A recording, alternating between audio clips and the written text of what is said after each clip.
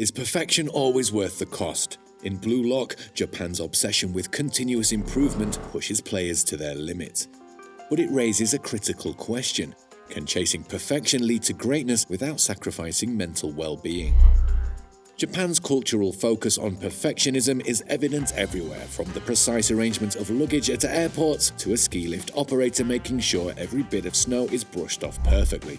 This dedication to efficiency and detail is seen in schools, where students are pushed to excel, and in workplaces where even the smallest tasks are done with care.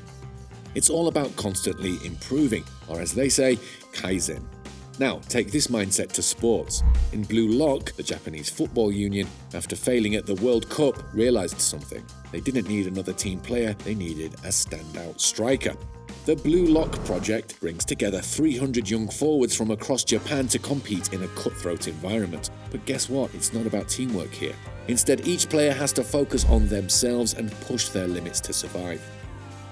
But what's the real cost of this relentless pursuit of perfection?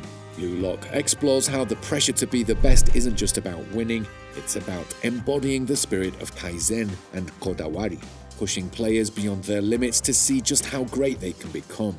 In bluelock, the concept of kaizen, or continuous self-improvement, drives everything. The players are constantly pushing their limits, trying to get better with each match. 𝘽𝙧𝙀𝙠 is a perfect example of this. He doesn't rely solely on natural talent, instead he focuses on improving his spatial awareness and strategic thinking. Guess what sets Isagi apart?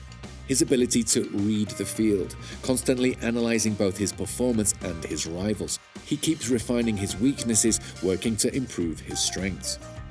What's really interesting about Isagi's journey is his adaptability. He's always observing how his teammates and opponents play, taking notes and evolving his game with every challenge. This idea of never staying stagnant and always seeking improvement is the essence of kaizen. In bluelock, only those who embrace this mindset survive. Now let's talk about the shokunin spirit, the dedication to mastering a craft. Players like Rin Itoshi and Nagi Seishiro reflect this mindset perfectly. Rin's approach to soccer is almost like that of a craftsman honing his skills. His natural talent is undeniable, but he doesn't rely on it alone. Instead, he works tirelessly, always pushing himself to improve. Fueled by his rival with his brother Sai, this rivalry drives him. But it's not just about winning. Rin wants to refine every part of his game, aiming for perfection in every aspect. His intensity and focus are a clear reflection of the shokunin mentality, where true mastery comes from relentless dedication and effort. Nagi, on the other hand, starts off differently.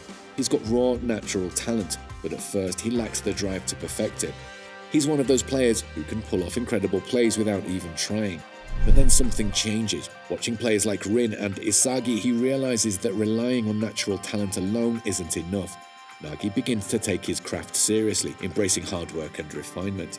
It's like a craftsman who discovers that raw talent must be shaped and sharpened to truly shine. Nagi's evolution shows that even the most gifted players need discipline and effort to reach their full potential. Next, there's the ganbaru spirit, the deep-rooted mindset of perseverance. This is embodied by characters like 𝘽𝙡𝙪𝙚 and Hayama Chigiri. Baru, also known as the King, is all about dominance and self-reliance. He pushes himself to the extreme, even after setbacks like losing to Isagi. But what makes Baru unique is his refusal to change his style. Instead of adjusting to fit with the team, he doubles down on perfecting his aggressive, self-centered playstyle. His version of ganbaru is all about perseverance on his own terms, never compromising who he is, even if it seems like a weakness. Chigiri's relationship with ganbaru is a bit different. His journey is about overcoming fear and injury. Held back by a severe leg injury, Chigiri has to conquer not only his physical limitations but also the mental fear of getting hurt again. His speed is his greatest asset, but what really drives him is the fear of falling behind. Chigiri refuses to let his past injuries define him. He keeps pushing himself, evolving his game and adapting to the intense competition around him. His perseverance isn't about dominating others like Baru, it's about conquering his own fears and limitations. The ganbaru spirit shines through as he works to refine his speed and game sense, proving that even in the face of setbacks there's always a way forward. Now, let's take a deeper look at the pressure to succeed. In Blue Lock, the pressure to be the best is relentless, and it's not just about soccer, it mirrors the intense expectations seen in real-life Japanese society, whether it's in education or the workplace. Students are under immense stress to perform well in exams, and employees often face high demands at work. Characters like Rin Itoshi reflect this perfectly. What drives Rin? His rivalry with his older brother Sai. It started with a simple desire to play soccer, but now it's become an obsession to surpass Sai. And what happens when this kind of pressure builds up? It isolates Rin, pushing him away from others and even from the joy of playing soccer. Rin's story is easy to relate to. In Japan, many people sacrifice personal happiness for academic or career success. Students may lose out on social experiences to study for exams, and workers often push themselves to meet high expectations. For Rin, his rivalry with Sai becomes an all-consuming goal, turning what was once his passion into an obsession. This mental strain from chasing perfection, it's a heavy burden, much like the burnout and anxiety people face in real life when the pressure to succeed becomes overwhelming. Let's take a look at 𝘽𝙧𝙪𝙚 as another example. Baru calls himself the king on the field, always trying to dominate everyone around him. His mentality is all about being self-reliant, but it forces him to play in a way that often alienates his teammates. This makes him almost a villain in his own story. Ever felt like you're under so much pressure to succeed that you end up pushing people away? That's Baru's reality.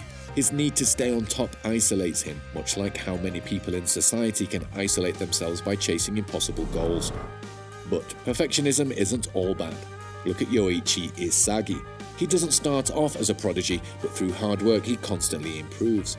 He may not have the raw talent of someone like Rin, but his strategic thinking and determination push him forward. Isagi's journey shows that perfectionism, when balanced with the right mindset, can lead to growth. In his case, the pursuit of improvement becomes a path to success as he uses his analytical skills to outsmart opponents and grow as a player. And then there's Seishiro Nagi.